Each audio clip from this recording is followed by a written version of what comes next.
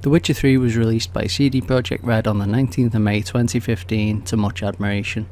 Fans of the series and people who'd never heard of The Witcher before alike both loved the game, flocked to it and thoroughly enjoyed its complex story and amazing combat.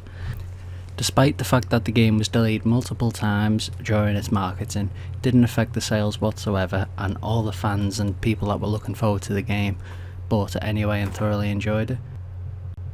So this is just our small game review and giving our opinion on the different elements of the game, from combat to story to just how enjoyable of a game it is by itself, as well as at the end we'll give it an out of 10 rating, which is again based entirely on our opinion, and that's just to say what we think of it, what we think it warranted, and then we'll give our decision at the end on whether we think it deserved Game of the Year. Feeling better?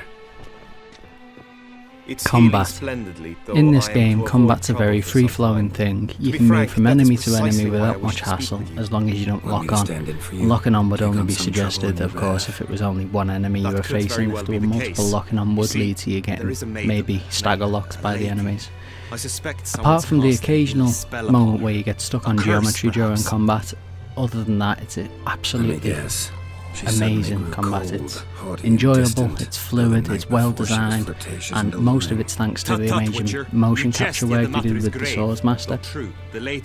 Now, compared to other games, of course, the combat in this game does feel much more natural, and I believe that's again mostly part of the motion capture that they did, but also due to the fact that the enemies and the AI and everything is just very up to scratch, and it works so well together that when you're in combat it's just very enjoyable, and even switching signs can be easy when you parry and you press the D-pad.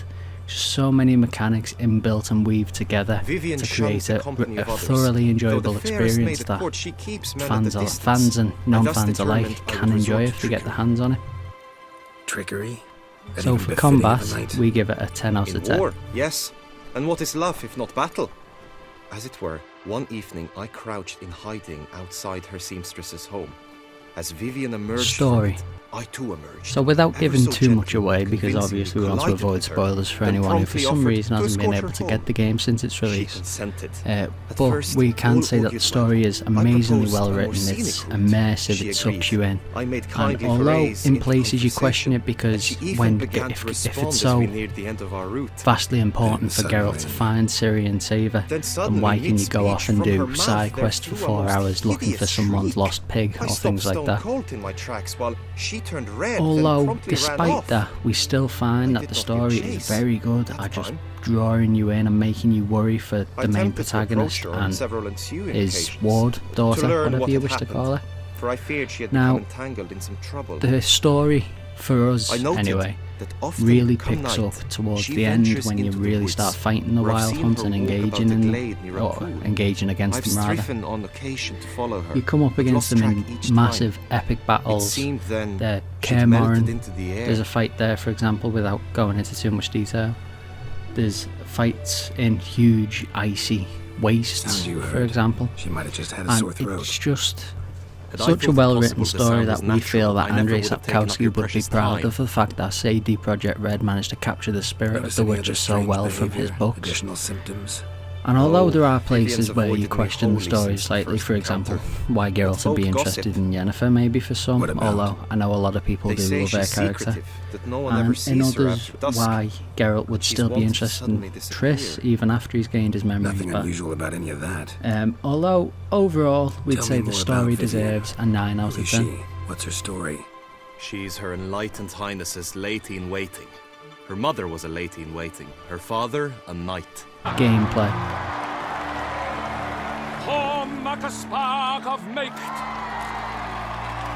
Although combat would tie into this in a large part, we count gameplay as what comes in between the quests as well, so maybe you're walking through a village to look for a quest board and you hear passers-by talking about a witcher who was beheaded, and that may give a clue as to where you can find some witcher gear.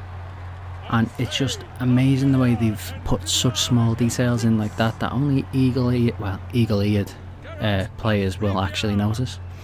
And we think it's astounding the way that they've managed to do this and keep the game so grounded in a way, because there's so many things that you can just go off and explore and find, but there's always the story to draw you back in, there's always combat to draw you back in, and well, the wanderlust at times does get too much because you just want to wander off and explore all these different villages, towns, hovels, whatever you want to call them. And we feel because this gameplay is so polished, in part because of the delays, because of course they did delay it to make the game perfect for release. And although there were a few minor glitches at the beginning, such as an eternal loading screen for some on PlayStation 4, overall we feel the gameplay was so well made and that it deserves a 9.5 out of 10. Yours is an offense to my eyes. If you're done, step aside, Prince. The Tawny's protector, the mate Vivian. Her beauty entrances both beasts and men. Final conclusion. My heart's greetings, dear knights. Overall, we think that The Witcher 3, from us anyway, in our opinion, deserves a healthy 9.5 out of 10. It's a very high rating, of course, but that's because we feel that it was a very amazing game, was very well made, and actually we agree that it deserved Game of the Year.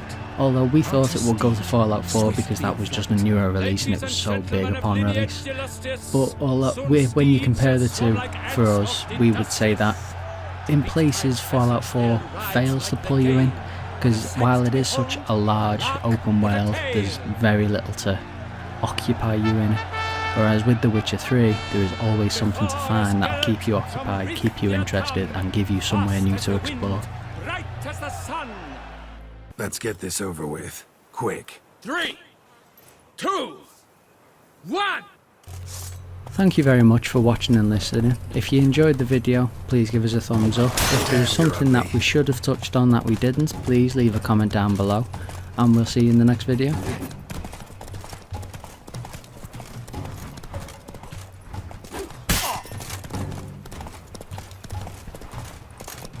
God.